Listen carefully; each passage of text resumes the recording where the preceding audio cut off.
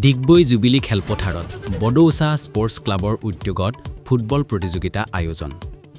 Assam football সন্থা আৰু সদৌ মৰাণ ছাত্ৰ সন্থাৰ তত্বাৱধানত বড়ৌচা স্পৰ্টছ ক্লাবৰ উদ্যোগত 17 সংখ্যক বড়ৌচা কাপ ৰাষ্ট্ৰীয় পৰ্যায়ত 21 নৱেম্বৰৰ পৰা 4 ডিচেম্বৰ 2025 তাৰিখলৈকে ডিগবৈ জুবিলি খেলপথাৰ, ডিৰাক খুনজান ৰাজহুৱা খেলপথাৰ, কাকপথাৰ ৰাজহুৱা খেলপথাৰ আৰু ডুমডুমা টাউন খেলপথাৰত আমন্ত্ৰণমূলক ফুটবল প্ৰতিযোগিতা আয়োজন কৰা হয়।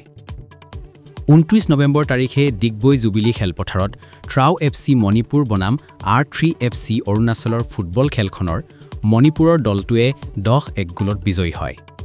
আজি 30 নৱেম্বৰ তাৰিখে ডিগবৈ জুবিলি খেলপথাৰতে অইল ইণ্ডিয়া FC দুলিয়াজান বনাম RDS ক্লাব ছিকিম আৰু ডায়মণ্ড হাৰ্বাৰ বনাম অসম পুলিচ FC দুখন ফুটবল খেল আয়োজন কৰা হৈছে। ডিগবৈৰ পৰা নিতুমণি শইকীয়াৰ ৰিপৰ্ট। বড়ৌচা স্পৰ্টছ ক্লাবৰ উদ্যোগত অনুষ্ঠিত কৰি অহা বড়ৌচা কাপ ফুটবল প্ৰতিযোগিতা এইবাৰ 17 সংখ্যক বৰ্ষত ভৰি দিছেহি আৰু 17 সংখ্যক এই বড়ৌচা কাপ ফুটবল প্ৰতিযোগিতাখন যোৱা আমি 21 নৱেম্বৰ তাৰিখৰ পৰা অনুষ্ঠিত কৰিছোঁ। এইবাৰ তিনিচুকীয়া জিলাৰ সৰ্বমুঠ 4টা স্থানত অনুষ্ঠিত কৰিছোঁ আৰু শেষৰ ৰাউণ্ডৰ খেলসমূহ ডিগবৈ জুবিলি খেলপথাৰত আজিৰ পৰা আৰম্ভ হৈছে।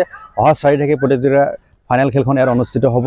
এই বৰ্ষত আমাৰ এই প্ৰতিযোগিতাখনত দেশৰ সৰ্বমুঠ 13টাকৈ আগশাৰী দলে অংশগ্ৰহণ কৰিছে।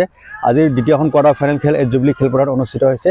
ইতিমধ্যে ইয়াত অংশগ্ৰহণ কৰিছে মণিপুৰৰ ট্ৰাও FC আৰু অৰুণাচল প্ৰদেশৰ R3 FC দলে। খেলখন খুব আকৰ্ষণীয় হৈ উঠিছে আৰু দৰ্শকেও যথেষ্ট আমাক সহযোগিতা আগবঢ়াইছে, সঁহাৰি আগবঢ়াইছে।